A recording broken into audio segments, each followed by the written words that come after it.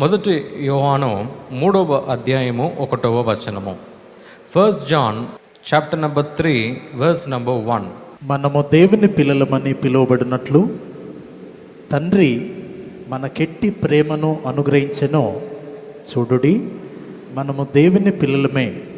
ఈ హేతువు చేత లోకము మనలను ఎరగదు, ఏలయనగా అది ఆయనను ఎరగలేదు. ఎస్, ఇంగ్లీష్ బైబిల్లో చాలా బాగుంది. See what great love the father has lavished on us, that we should be called children's of God, and that is what we are.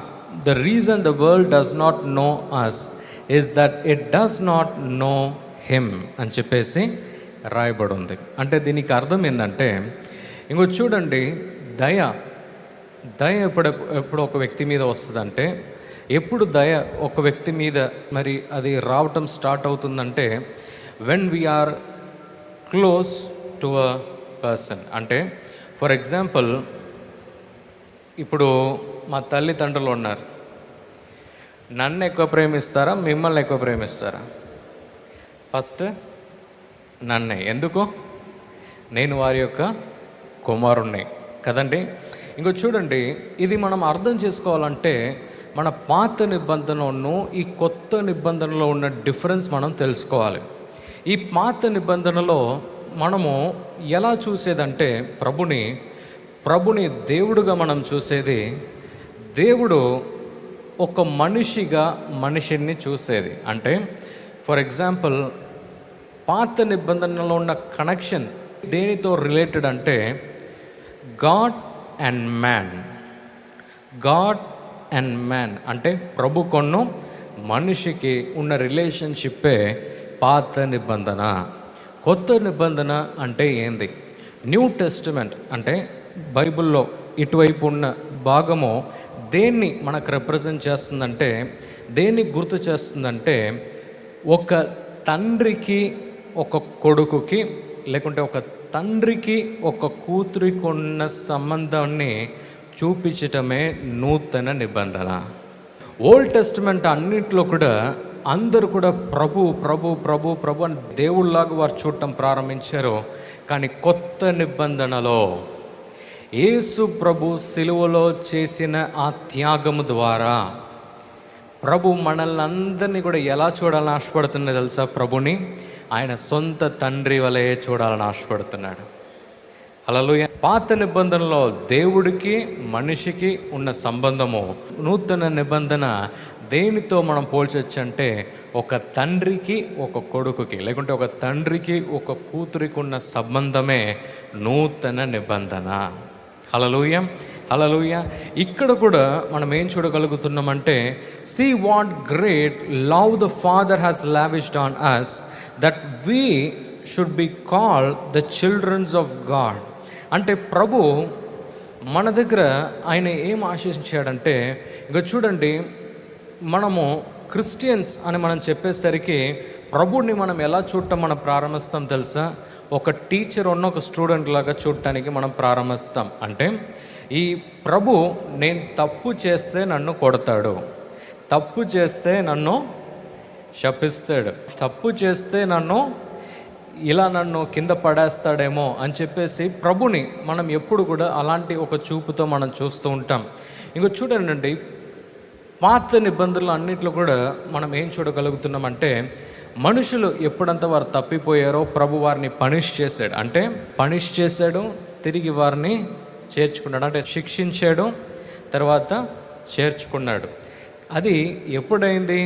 పాత నిబంధనలో అయింది. కానీ కొత్త నిబంధనకు అది వచ్చేసరికి మనం అలాంటి ప్యాటర్న్ చూస్తున్నామా? లేదు.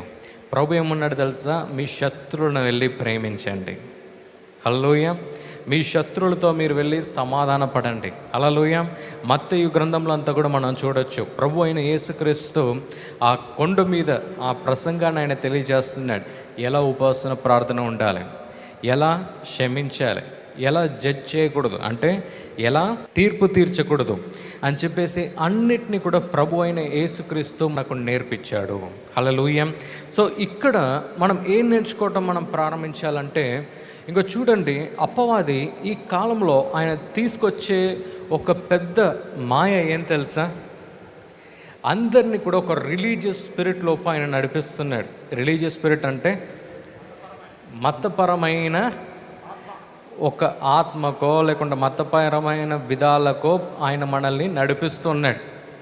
ఇంకా చూడండి, ప్రభు అయిన యేసుక్రీస్తు వచ్చింది ఇంకో మతాన్ని స్టార్ట్ చేయటం కొరకు కాదు. ఎంతమందికి అర్థమైంది నేను చెప్పింది? అంటే ఉన్న మతాలంతా సరిపోదని ఎన్నో వేల మతాలు ఉంది లోకంలో కదండి. అంటే మనకు తెలిసింది కొన్నే, కానీ ఈ లోకమంతా లెక్క పెడితే ఎన్నో వేల మతాలు ఉంది. ప్రభు అయిన యేసుక్రీస్తు వచ్చి 2000 సరిపోలే, 2001 ఇంకొక మతం స్టార్ట్ చేద్దామని వచ్చాడా? రాలేదండి.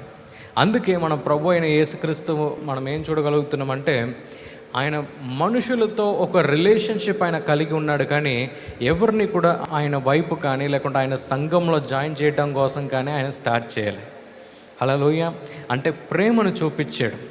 ఎవరికి స్వస్థత కావాలో స్వస్థతని ఇచ్చారు, ఎవరికి విడుదల కావాలో విడుదలని ఇచ్చాడు, ఎవరికి నడిపించాలని ఆశపడ్డాడో వాళ్ళందరినీ కూడా నడిపించాడు. హల్లెలూయా. హల్లెలూయా. ఈరోజు మనం ఆ రిలీజియస్ స్పిరిట్లో మనం ఉండటానికి ప్రభు ఆశపడట్లే. ప్రభు మన దగ్గర ఏమని ఆశిస్తున్నాడు తెలుసా? ఒక తండ్రి ఒక కుమారుడికి ఉన్న relationship. Hallelujah. Hallelujah. So next point మనం ఏం చూడగలుగుతున్నామంటే, the reason the world does not know is that it did not know him. అంటే చాలామంది క్రిస్టియన్స్ మనం ఏం చెప్తుంటాం తెలుసా? అబ్బో వాళ్ళకి నచ్చదండి గనుక మేము చేయం. ఎప్పుడన్నా గమనించారా?